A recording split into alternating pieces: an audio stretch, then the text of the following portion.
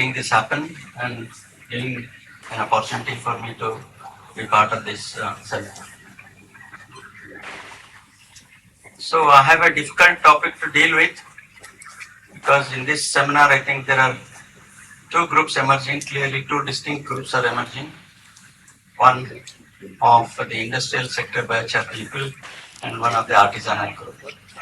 Majority of us from the artisanal group and few successful entrepreneurs, industrialists are from the industrial sector.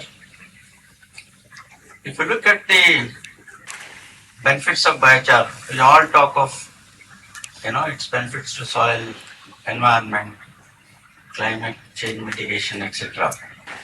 But when you look at the other angle of reducing use of fossil fuels in the industrial sector, that also makes sense. So now we have to strike a balance between the two. There has to be a trade-off. What part of biochar sector would be artisanal and what part of biochar sector would be industrial? And depending on the market prices, depending on the scales of operation, I think things will settle down on their own in their future. So we are all working in silos now. Industry people are working, and we come across so many people asking so many questions as to how to use biochar. So far, I think we know more about biochar production processes, methodologies. At the industrial sector, it is quite mature technology, but at artisanal, it is yet to mature. People are yet to know more about the methods of producing good quality biochar. Now, the next question is how to use this biochar in soil remediation, in environmental protection. So in this connection, we are leaving out the major players. In our system, we have established in our system, fortunately about half a dozen of us are here who belong to the NAR system, the Indian Council of Agriculture Research, which is leading this NAR system, supported by the state agriculture universities in each of these states. We have many of them in some states and one or two in smaller states. So there are lots of opportunities for collaboration. At the same time, there are lots of challenges. I'm just going to list down and then we can discuss and debate, then agree upon the proper way of collaboration among the institutions. See, there are opportunities in several fields like research, innovation, demonstration, then policy issues, then educational issues. And soil health and carbon sequestration studies are the most important because all of us talk about soils and that's the key because that ultimately is the quality of soil decides on the quality of production. Many of us have been asking in the group so many questions, unknowns. There are so many unknowns as far as use of biochar in soils is concerned, whether it is in modified form or fortified form or mixed with organic matters. So that is one area where there is a lot of scope for collaboration. We have a lot of soil science students across the country working on soil-related issues, and this can be a main theme of soil science research across state agriculture universities, provided we push it aggressively into that system. Because the people, later on when we look at the challenges, we come across so many problems, why it is not happening. Then biochar efficacy, blends and application protocols. This is a burning problem. See, we do not have any clue on how biochar is efficient. Whether it is in its raw form, it is not at all useful. When it is blended, how far it is effective, at what rates, at what cost, in which crops, in which soils, in which region. So agriculture is a very location-specific activity.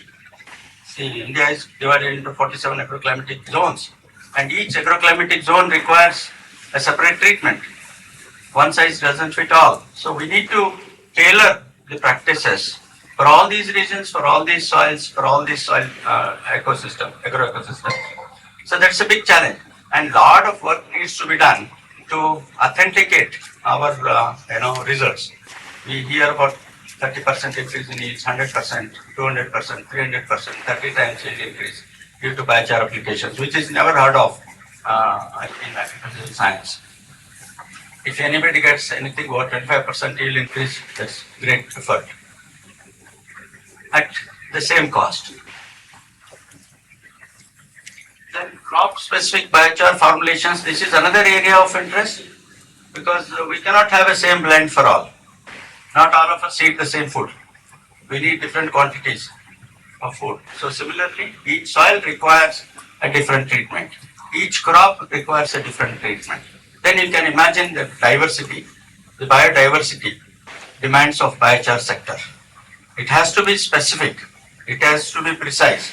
Now we are talking of precision agriculture, smart agriculture, and where are we as far as biochar sector is concerned with regard to the climate resilient smart agricultural practices.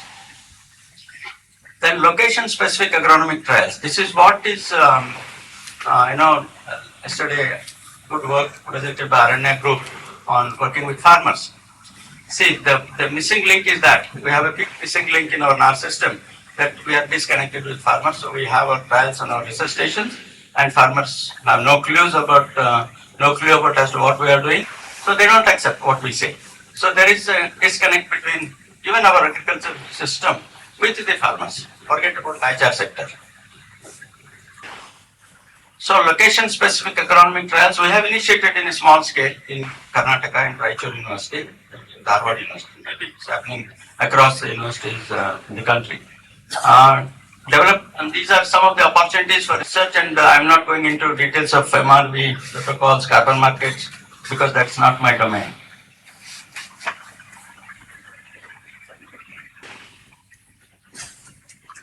So there are opportunities in demonstration and training. See, awareness is one thing that is lacking among the public, both not just general public, even in the scientific institutions. I happen to interact with my former institutions, universities, but there is common lack of understanding. So that's the key issue. It's not that we need to educate farmers now. We have to educate our own scientists first. Then the farmers will come into the picture. So there are options to do this. We have a well-established system of demonstrations in the country across states. We have all universities, we have KVKs, we have the demonstration farms, so they can be utilized, and farmer capacity building is happening through KVKs. That can be taken. I mean, biochar, what is important to do is need to put biochar into one of their activities. That's what is our role. Then biochar demonstration plots can be established, and this is possible.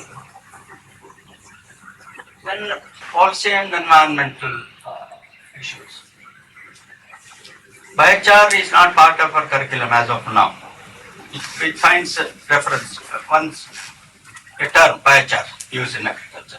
But the detail now that biochar is attaining so much of commercial importance, and if farmers are not aware of the commerce part of biochar production, then they will be left behind.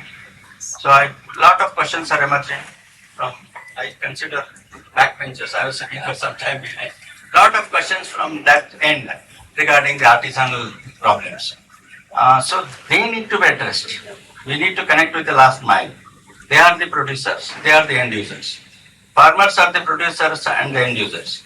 And we are all middlemen in between farmers and the capital. So less number, we should be in less number, they should be in big number. So this is where the democracies work, poor people vote for some party, something of that kind.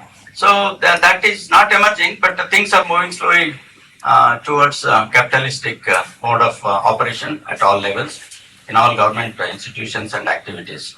So we can't prevent that from happening. So we need to fall in line with the government decisions and then modify our actions and activities. So carbon market potential, not many of us have heard of carbon market, only thanks to Mehta and this group of bioprocessors. we learned a lot about biochar through this group only. At least I should accept that whatever little biochar I'm talking about is through this group. And see, what is bothering us? See, people have been doing biochar for 10, 20 years, industries, people, plastics and all raw materials.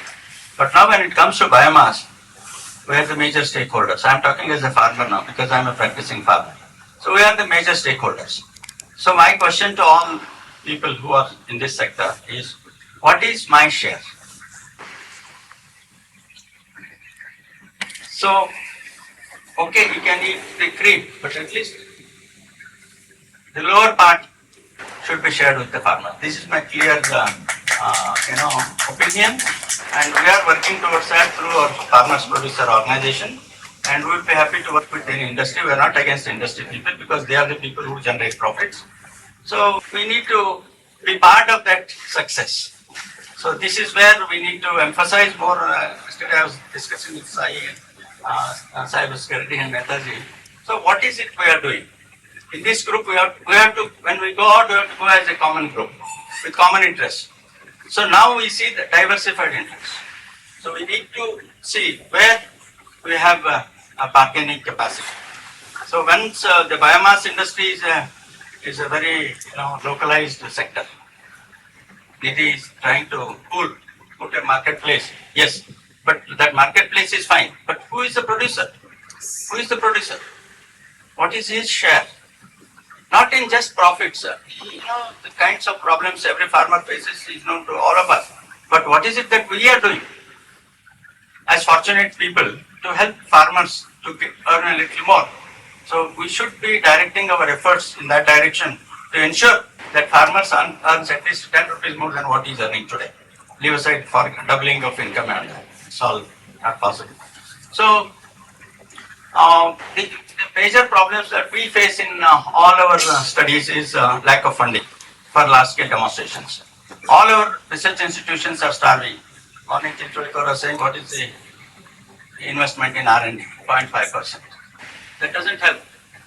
At least 2 to 3% of our GDP should go into our R&D efforts. And the IRR of investments in agricultural research, studies have indicated it's more than 35%. So we are neglecting that. We are not focusing on investments in R&D in agriculture. So our agriculture universities across the country are starving of funds. So if industry can collaborate, if it can support the object-oriented research projects, then we can have a win-win situation. Let them not share their profits. At least CSR funds can be routed through universities and ICR institutions for biochar research, so that something more can happen and something better can happen. Okay, challenges are there. We know all these problems. The first line, institutional awareness and technical capacity. How much we know about biochar manures? How many of us know? To what an extent we are sure about what we are thinking? We are all now working on assumptions. We do not have any solid data to back up our results with. So we need to develop quality data at field scale with farmer participation. So we are engaging farmers now. We are trying to give out biochar blended products, crop specific products across the state on farmers' fields to try. And whatever feedback we get from farmers, that will be our benchmark. That will be our bottom line. We start from there. So if they are getting benefits, we can pursue. If they are not getting benefits, in one season we get the feedback from them. So then we can moderate our directions, change our directions if we are wrong. If we are right, we can pursue in that line. And try to ensure there are two issues. One is convincing ourselves first about the utility of biochar blended products in different crops and agroecosystems. And then next one is how cost effective our blended products would be for farmers. Unless we make it viable for farmers, we cannot make it to move in the market. So it's a marketplace. Farmers won't buy anything that is expensive, anything that doesn't benefit them to any great extent. So interagency, coordination on all these protocols, we need to work on that. And scaling at farmer level is what is missing. We need to focus on that. Farmers should be our focus point. Only then this sector can grow. Next. So we have examples, not that we don't have success stories in place. We have potential. We know some examples in agriculture sector. We have standard example, Nandini example of Karnataka, then Sayadri farms from Maharashtra. Then it is possible. See, so we have to develop a model which is workable. And maybe Sayadri farms model could be the best one. We need to work on that. Again, a farmer producer company with a turnover of 1,000 crores. It's one best company in the country as of now. So why not another 10 Sayadri farms in India? So in that case, why not Biochar emerge as one of the candidates in that success route? Then we have Indian Institute of Soil Science for soil studies, and we have a lot of SAUs. Crop specific testing could be done. We have ICFRI for forestry related activities. We have IHR and other institutions. And one thing, you see, yesterday we have been talking about secrecy. Imagine only if Ithaca Institute were not to give out the quantity. Imagine for a while. Whether Biochar would have happened anywhere in the world? There is no way. It's only by sharing we grow. If we are not sharing, we cannot. Then this is another project, successful project implemented. Biochar for sustainable soils, implemented from 2014 to 17 in Australia, and that is across Asia and Africa. Unfortunately, India was not part of it. China was part of it, and they have proved artisanal project, end to end, providing the logistics support and providing the market support through farmers' participation. This is one success story that we can, emulate. The other one is Kenya biogas model, which is focusing on women cooperatives for producing syngas using tea prunings and the waste from tea estates. Next one. So people have been talking about missions and all. Now we have to start Biochar mission. So Biochar procedures to Biochar mission, national Biochar policy, all these things have to happen immediately. Only then the sector can grow fast. Then joint research projects, then joint innovation hubs at KVK, then FCO. This is another crucial issue. We should ensure that it is included in FCO so that it becomes mandatory for all and easy for all to produce and use. Then pilot projects for carbon finance validation. This is another area where I am not proficient in carbon finance area. Those of you who are good at it, think of a common carbon registry. Someone was asking, something public, something of our own, not depending on Bureau or Vera. Can we have that in India? It should be possible. India being a big player, we should all think on that model. I don't know whether it's feasible. Foolish thinking. I always go by Steve Jobs' dictum: stay angry and stay foolish. I'm always foolish. So you think like that. Think like a fool. Try to see if it can happen. If it happens, it's good for all. I think I have only this one to present, and we can have interaction, discuss. Registering Karnataka Biochar Society, and we want to, and it will be registered in our village, and the functioning will be through our FPO. So there the focus is more. See, we are going from top to bottom. Now it's time for us to go from bottom to top. That should be the approach. It is possible, provided all of us join hands, and we have structures in place. FPO structure is very strong at the national level, and the government is emphasizing more on supporting FPOs, and I think it is possible. Only thing is we have to rope in SAUs, we have to talk to the SAU leaders, and then ICR system, and then it can happen. It is possible. It's a long process. Agriculture, it cannot happen. See, you don't have those numbers, those industry people, 1x, 2x, 3x, no. It is minus 0.5x, minus 0.7x in agriculture. That's why we are like this. See, lack of awareness and lack of competence and, is there. But we have been doing some effort. I mean, in the last 1 year since I started producing biochar, I've been talking to my friends in the universities and they are responding. In 2 universities, we have made it mandatory to produce biochar in all the farms of the universities, which was not existing before. So that is happening. So what is required is we need to talk to them. We don't need to convince them. They're as well read as we are. They understand. Only thing is their focus is not there because they have their own mandates. So we need to push in our item into their mandates. Then it will happen. It is happening, and at all in all the universities it should happen. I see something happening in Andhra Pradesh, Telangana, and all, and not in other states. We need to push ourselves into which we need to barge into their offices and tell them, gentlemen, you have to start working on biochar. This is what I did literally. I was an uninvited guest into their premises.